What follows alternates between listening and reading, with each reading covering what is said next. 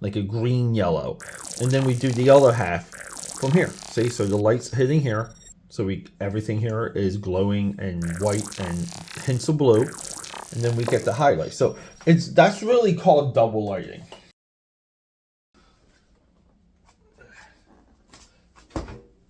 Alright guys, sorry I had to move that comic book box. Peter A. DeLuca here, aka Pad69, and you guys know throughout the multiverse, Europe, and Philadelphia, PA, as your eclectic one. Guys, we're talking Michael Turner today, and boy, I just feel like I botched that intro. What else do I say? Subscribe, support, leave a comment. Let me know your thoughts. I like this run that I'm on with this channel, where I bring to you a little bit of a first look of even sometimes like a reminder, something that I either like knew was out there. I get my hands on it, I fire up the camera, I share it with you, and we kind of have that experience together. We're doing that with Michael Turner because we all know Michael Turner through Top Cow Productions and Witchblade, but he went on to create Aspen Comics and a bunch of titles through Aspen. Most notably Fathom. But today we have SOULFIRE, and we're going to hit that drawing table, and I'm going to look at SOULFIRE for the first time in years, and I want to share that with you because the level of work that we're about to experience, it's mind-boggling, it's jaw-dropping, it's head-spinning, it's like a nuclear holocaust of the imagination. I also want to note, you have to transport yourself to a time where an artist like Michael Turner could set fire. He could create a name for himself, a career, carve his name into the lore of comic book history. We're in an age right now where there's no such thing that an artist can do in terms of American comic book art. The last time an artist set fire, it's been a couple of decades. That's how bad the situation is. Because of the Image Comic Book 7, the era of comic books transitioned from one artist-driven into one that's writer-driven. And writers most likely become the administrators of the comic book industry. They're the editors, they're the editors-in-chiefs. They move up the chains differently than the artists. Because of that, the writers that were institutionalized, because of the Image era, later took over the comic book industry outside of Joe Quesada and Jim Lee, who effectively gave more power to the writers, which is hilarious. We just have to remind ourselves that we have to get back to this. We have to get back to the artist-driven comic book industry. Hopefully, if you're out there creating, you watch this video, hopefully you're inspired to give more power to your artist and less power to your, keyboard.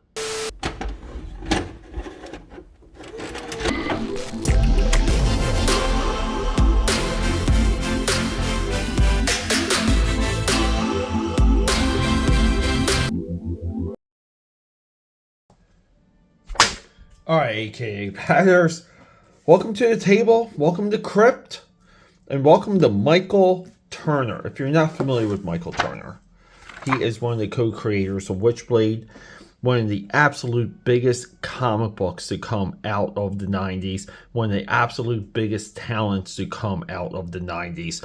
And what we're doing here, we're not talking about Michael Turner. We're going to go through the experience of finding a Michael Turner book in the dollar box. And that's what we found. I got this. The retail for this is fantastic because you get 3 stories for $1.99. I got this for 70%. I got this for about 30 cents.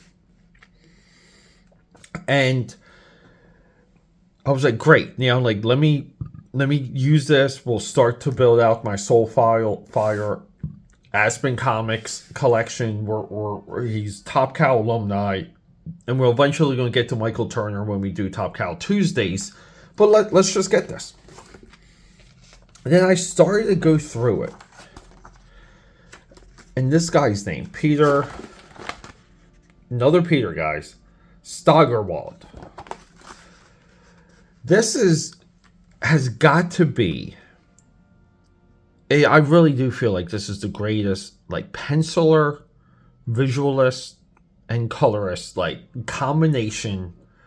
The synergy of Michael Turner and Peter here, it's insane. We got Mike Rosling and Peter coming in for digital inks. Digital inks might be just like filling in some of the blacks, but the synergy of the coloring with the penciled artwork, it's hard to imagine where one ends and the other one begins. Now, some of the conversation is, I largely criticize Michael Turner's original artwork, like mostly outside of Top Cow, because he doesn't render a lot. He draws things very well, and then, I'm sure he has a system of leaving notes for the colorists to then get the original artwork, and they kind of know what Turner is envisioning. I haven't done a lot of research on what this flow is, what this production flow is. But whatever it is, the results are amazing. And we're just going to go through this page by page. We're not even going to get into the story. We're just going to just look at it. Because sometimes I feel like you have to do this with some books. You don't have to read everything in your collection, even though we will get to SOULFIRE, Fathom, and the other Aspen books in more detail sometime soon. But we got a lot of stuff coming, okay? That's what she said. But yeah, we have an archaeologist digging up something important. We're at a, like Himalayan level, city of Shangri-La level, relic city, artifact city, ruins. That's the word I'm looking for. We have the ruins. We're in the mountains. I mean, this is not Photoshop here. This is just a picture of clouds that they put into the background, and then they airbrush a couple clouds to go over the drawings, but it works. And I really, there's a side of me that just looks at this and you're like, lazy.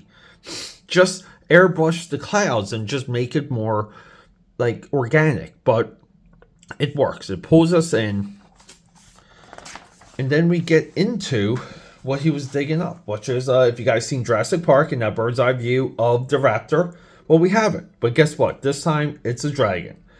A little bit of a conversation. Some of the business people come to pick up our archaeologist and daughter, and they're on their right. Now, storytelling wise, I just feel like,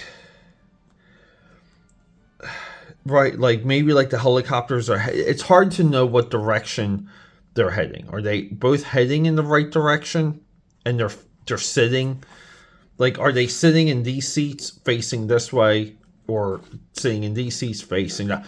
It's a little bit tough to tell. And I kind of want to say this is a detail that Turner witnessed somewhere. He saw this detail and he liked it. Maybe, I don't know, he draws into a panel. It doesn't quite come through in comics. Nice angle here for the clouds. We can get a little bit better with the up chin. But yeah, let's end it with a silhouette. Again, let's signal we're done with the scene. So when we turn the page, we get to nighttime. And look at the blues and oranges here. Turner has designed some faint, I mean, these little flight ships, these little attack fighters, whatever you want to call them. So I guess like they hover like this. Like they kind of fly like that, okay? And they have a propeller right here. But they're like straight out of G.I. Joe. Like these things are ready to go. They look awesome. They look toy ready. But yeah, they're flying in the night sky and they hit the orange. The dragon's revealed, and here we go. So please keep in mind, this is before Game of Thrones and we got Smaug and the Hobbit and the dragons from Harry Potter. Dragon like fiction was still relatively new at this time. But yeah, and then we engage. We start to fight. the dragon. So it's technology versus magic, or I'm not sure what the explanations are, but they unleash all of their missiles. The dragon just takes it. They fly out of the debris. They're being chased by the dragon. This is what I'm talking about. Like, look at the night sky and look at the highlights. This is insane. But they come out of the clouds. Dragon is in hot pursuit, pun intended. They think they're safe, and boom, the dragon just takes them out. And if you ever saw Rain of Fire, that's a straight out Rain of Fire. And then we cut away, and we have a hot broad, because it's not a Michael Turner book unless you have a hot broad ready to rock and roll, ready to get it done. This is what comics were at the time, and still should be, because we need a little bit of this in comics. Not saying we can't make comics for everyone, but I absolutely love like the ambers. Like, I just feel like some of the ambers should be kind of coming over her, but it's just the colorings are so freaking good. And then we cut to a couple pages of, we're just establishing characters here. We're doing layered establishing shots. This is what I preach. Layered establish. You layer your shots and you rotate your camera. That's all you have to do to make a good comic. But yeah, we have this dude, nice hair, funky looking, nice looking. He looks like he's maybe from K-pop. Cowboy shooting people up, and we have this little dancer girl, and she looks very young, and we have her butt, and then you see the cooch right through the butt. Probably inappropriate there, Mr. Turner. Awesome rainbow hair, like I said, the synergy with the color, but very quickly, right? Like, we're establishing nice different environments, and there's a symmetry to the panel layouts here. It's fun to just go through it and flip through it. And then it's revealed everyone's in some type of VR headset. We're in this arcade, palling around. The coloring for the hair is just top notch. Yeah, and then, I don't know, we get to the girls. This is where it gets a little confusing. The girl from, I guess she's not from the dragon scene. I guess this is a different character. She's colored a little bit differently. But she comes out of nowhere. She grabs the kid, jumps out of the window, starts to fall, spurs wings, flies away. And here's the cool part. I mean, it gets we're establishing we're at sunrise or sunset, right? Because we have golden hour or magic hour. But I guess it's here. Like, the girl kind of just like explodes, comes out of nowhere. I think all of this should be more like, if she's coming through and she's just popping red, there should be some red tone in all of these panels outside of this one. And then we establish that we're entering into another environment, which would be the sky or the air, because we're falling. So we need this. We need the sky, and we need the skyline. So like the transition fits, but then I guess they get closer to the surface.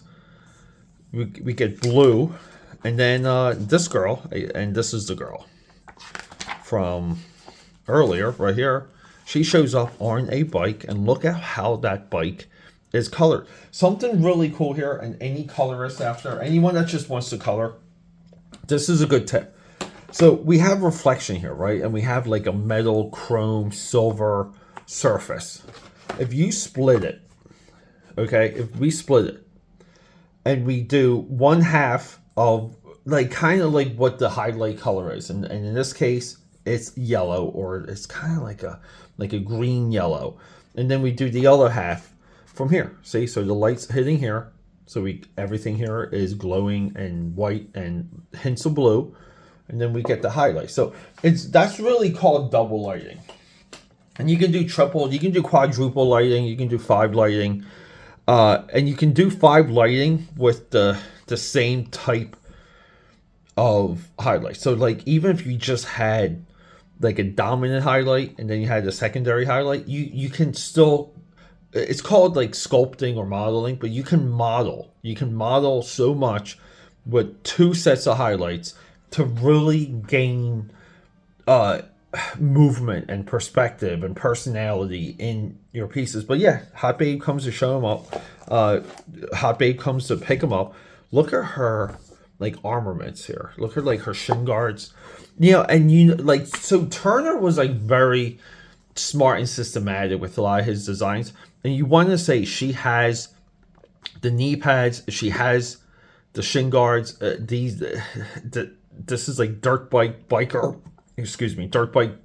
type of gear, but she's wearing this because she's so low to the ground. You know, dirt and all kinds of debris is going to kick up and hit her in the legs, foot, shins, knee. So that needs to be protected. That's how, like, Turner was that systematic with a lot of his designs. But no joke, aka Padders, this blew me away.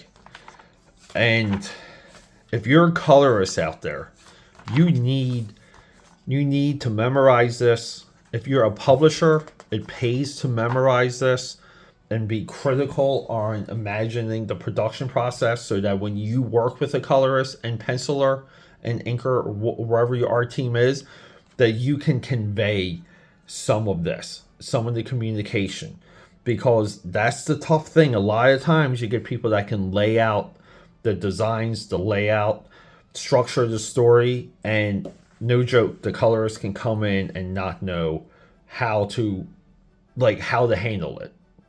I'll say, but this shot's great too. Like, see, it's the pilots. Amazing stuff, guys. So I'm hoping this is your introduction to Michael Turner's Soulfire, or your introduction to Aspen Comics. It's still going today. And we will do more detailed looks in everything that Aspen puts out. Okay, we have a lot coming for Michael Turner Top Cow, and Michael Turner Aspen. And actually, here's the kicker: Michael Turner DC Comics.